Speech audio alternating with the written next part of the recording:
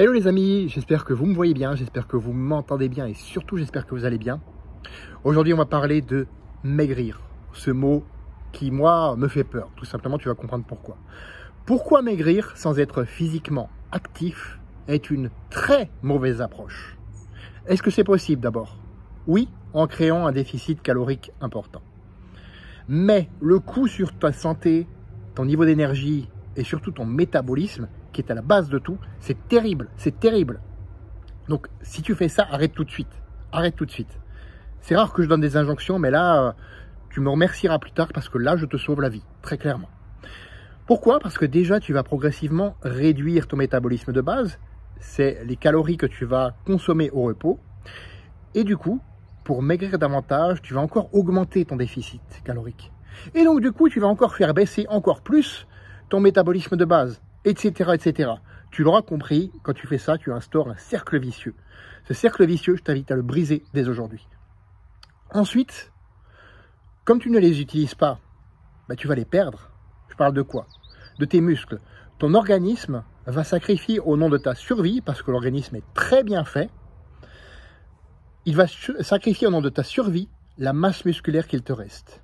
On appelle cela la sarcopénie. Et c'est un phénomène, encore une fois, naturel, qui a lieu petit à petit, au fur et à mesure des années qui s'accumulent, au fur et à mesure que tu prends de l'âge.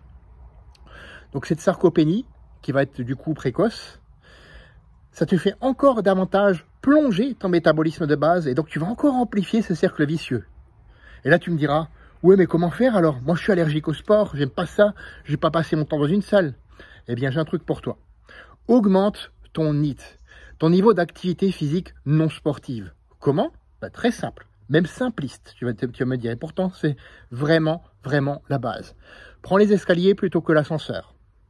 Marche plutôt que de prendre la voiture ou la trottinette électrique. Je vois beaucoup des gens en trottinette électrique qui prennent ça pour faire 200 mètres. C'est ridicule, excuse-moi de te le dire, c'est ridicule.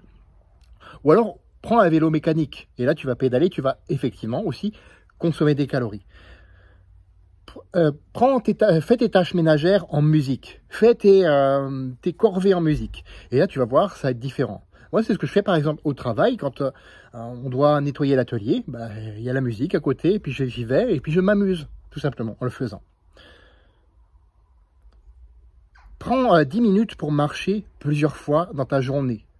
Surtout si ton boulot est sédentaire. Et là, tu vas me dire, tout ça, ce sont des tâches très simples. Mais est-ce que tu le fais? Est-ce que tu le fais? Deuxième chose, augmente ton apport en protéines. Surtout avec les années qui s'accumulent. Comme ça, tu vas pallier et tu vas adoucir la pente de la sarcopénie, qui cette fois-ci est naturelle et pas précoce. Et tu vas garder un certain niveau de masse musculaire. Assure-toi de manger suffisamment. Stop avec les régimes à la con. Excuse-moi, mais je vais être un petit peu vulgaire là-dessus. Stop avec les régimes de merde.